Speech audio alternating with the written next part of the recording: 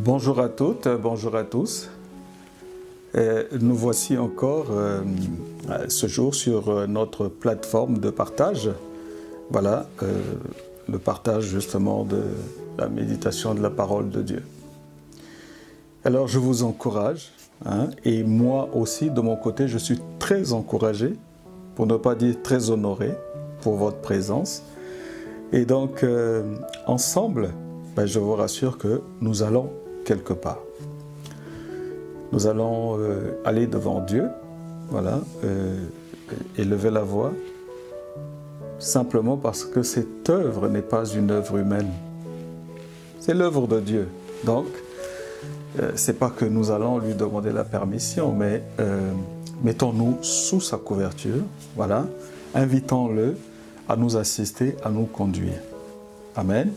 Et donc, nous allons prier. Excellent Père de grâce, nous voulons glorifier ton nom, Papa. Nous voulons simplement reconnaître ta grandeur.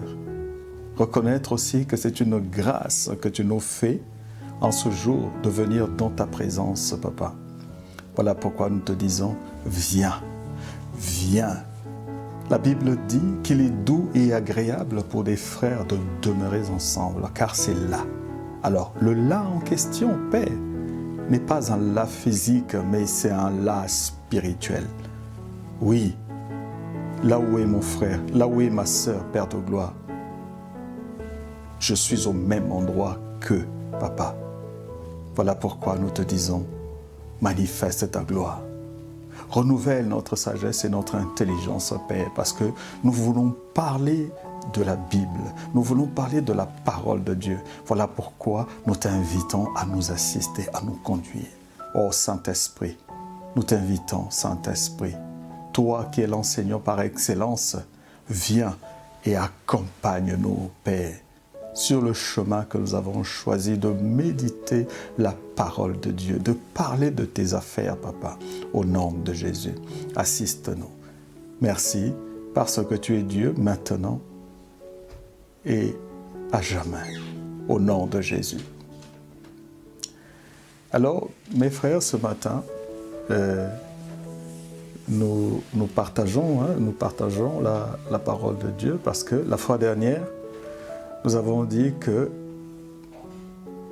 déjà que nous avons eu la première étape qui était l'observation et aujourd'hui, nous sommes dans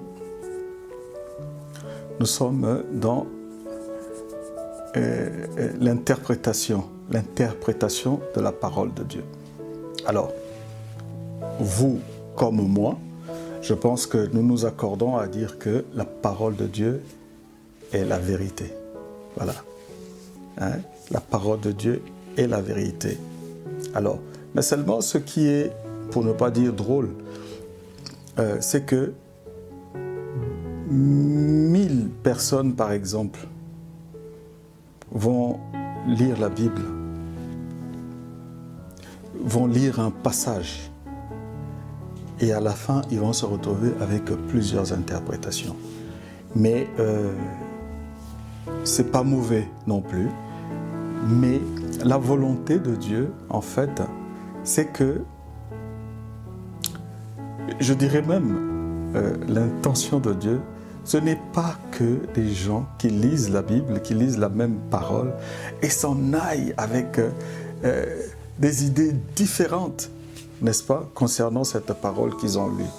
Mais Dieu veut que nous ayons tous le même état d'esprit à propos de la parole de Dieu. Voilà pourquoi nous devons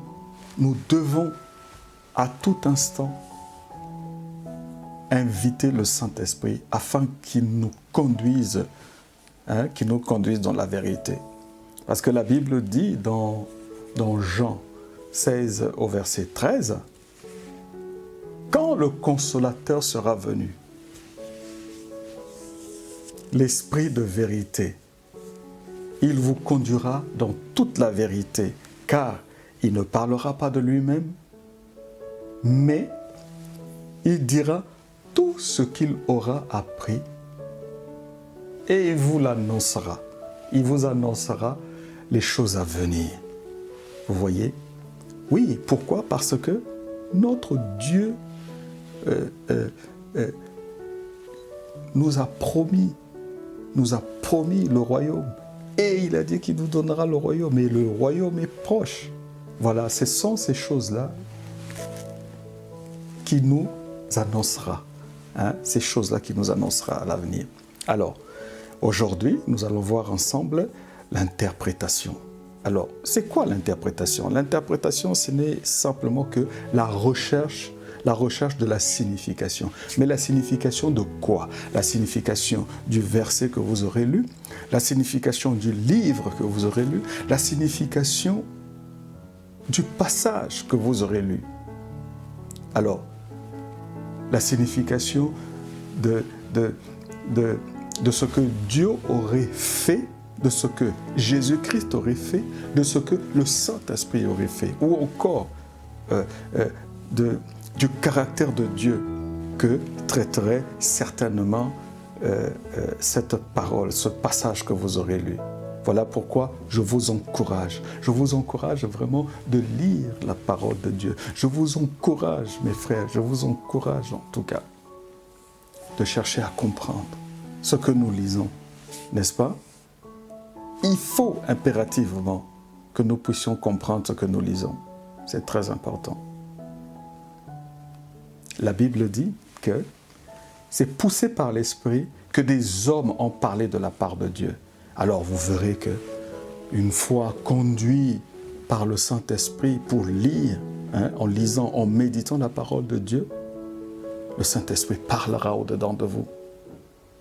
Et il vous convaincra de cette parole. Il vous expliquera, le mot convaincra n'est pas à sa place parce qu'en fait il convainc plutôt du péché et du jugement. Et donc le Saint-Esprit vous fera comprendre exactement quel est l'enseignement qu'il voudrait bien que vous puissiez tirer par rapport à cette parole que vous avez lue. N'est-ce pas? Voilà pourquoi il est important de lire, de méditer et de comprendre justement ce que nous lisons. Donc la recherche de la vérité, la recherche justement de la signification d'un passage qui est vraiment utile justement pour la bonne compréhension de la parole de Dieu. Voilà ce que veut simplement dire l'interprétation. Ok? Interpréter le caractère de Dieu, interpréter la nature de Dieu, la volonté de Dieu, ce que Dieu veut pour nous, ce qu'il a dit pour lui, ce qu'il a dit au sujet de Jésus-Christ, ce qu'il a dit au sujet du Saint-Esprit. Voilà, c'est ce que nous devons comprendre, c'est ce que nous devons faire. Et donc, c'est ce qui m'emmène aussi à aller dans l'application de la parole de Dieu. Alors, en fait, l'application de la parole de Dieu, c'est l'application que nous devons faire de la parole de Dieu. Parce qu'après avoir lu la parole de Dieu, c'est pareil, aujourd'hui quand on est à l'école, quand on apprend, c'est vrai qu'on n'apprend pas un métier, mais ça peut arriver dans les centres professionnels. On apprend un métier, on est dans la pratique, mieux. Il faudra encore que nous mettions cet apprentissage-là en pratique. C'est pareil, vous vous levez le matin, vous méditez la parole de Dieu, alors posez-vous la question de savoir, mais quelle est l'instruction que j'ai reçue à propos de cette parole? Qu'est-ce que je dois faire? Voilà, c'est ça l'application. L'application, c'est pour notre propre vie, à nous. Nous devons appliquer la parole de Dieu. Alors, Jacques 1, au verset 22, nous dit « Mettez en pratique la parole et ne vous bornez pas seulement à l'écouter en vous trompant. » Et d'autres versions même disent « en vous séduisant vous-même par de faux raisonnements. » Ça, c'est la parole que je vous donne, Jacques 1, au verset 22. Voilà, ça sera la méditation que vous aurez. Voilà, méditez sur ce passage. Ne vous bornez pas à écouter seulement la parole, mais mettez en pratique la parole que nous aurons appris. Donc voilà, je pense que notre méthode qui serait d'observer, d'interpréter et de pratiquer la parole, je ne dirais pas touche à sa fin, mais nous reviendrons toujours sur les sujets de la méditation de la parole. Comment méditer la parole? Comment lire la parole de Dieu? Voilà. Voilà, en gros, ce que j'avais à vous partager. Je sais que vous étiez nombreux, justement, à réagir. Ça, je ne l'ai pas dit au départ. Mais au fond, j'ai bien dit que je vous encourageais, mais beaucoup m'ont posé la question de savoir quand est-ce que nous pourrons avoir des temps vraiment d'échange, donc les lives. Ne vous en faites pas, de toutes les façons, je vous le communiquerai mercredi prochain, je vous dirai quand est-ce que nous allons commencer nos lives. Alors, réagissez encore comme vous l'avez fait, partagez, abonnez-vous, pourquoi pas, afin que nous soyons toujours en contact, pourquoi pas, ok? Ben, j'étais très ravi, en tout cas, ce jour de vous revoir, et je ne peux que vous fixer rendez-vous pour mercredi prochain, mais avant de partir, nous allons encore nous remettre entre les mains de Dieu, parce que c'est aussi important. Pourquoi? Parce que le diable a bien entendu justement ce qui s'est passé dans ce lieu. Et il viendra, il cherchera, je ne dirai pas qu'il viendra, il cherchera à voler justement cette parole que nous avons apprise aujourd'hui. Pour ne pas dire cette méthode, mais cette pratique que nous avons apprise aujourd'hui. Donc, interpréter la parole de Dieu et surtout appliquer la parole de Dieu. Voilà, je vous encourage, mes frères et sœurs, à pratiquer, disons, à méditer et à pratiquer la parole de Dieu. Nous allons élever la voix ensemble. Excellent Père de grâce, nous voulons te dire merci, Père de gloire, pour ces moments que nous avons passés dans ta présence, Père. Mais je veux élever la voix, Père, pour mon frère, pour ma sœur, Papa, afin que ta présence soit palpable, ta présence soit manifeste dans sa vie, afin que ton nom seul soit glorifié dans sa vie, Père. Ensemble, nous avons vu comment méditer la parole de Dieu. Alors, donne-nous toujours cette soif, donne-nous cette envie, Père de gloire, de chercher à examiner les Écritures, afin de pouvoir, Père, impacter au nom de Jésus, impacter notre environnement, Père. C'est vrai que la parole, nous la prenons pour nous. Et c'est aussi pour partager aux autres, Père. Car tu as dit dans ta parole, allez et faites des nations des disciples en les baptisant au nom de Jésus-Christ de Nazareth. C'est ce que nous sommes en train de faire, Père. Assiste-nous, Père. Alors fais asseoir, Papa, cette parole.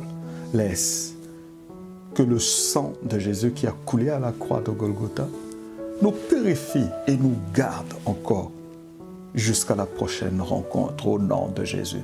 Sois élevé maintenant et à jamais dans le précieux nom de Jésus-Christ, notre Seigneur et Sauveur. Et nous t'acclamons. Nous t'acclamons, Seigneur. Nous acclamons. Et nous t'offrons, Père, des actions de grâce parce que nous reconnaissons que tu es Dieu au nom de Jésus. Merci. Merci. Alors, chers frères et sœurs, à mercredi prochain, soyez bénis dans le nom de Jésus. Au revoir.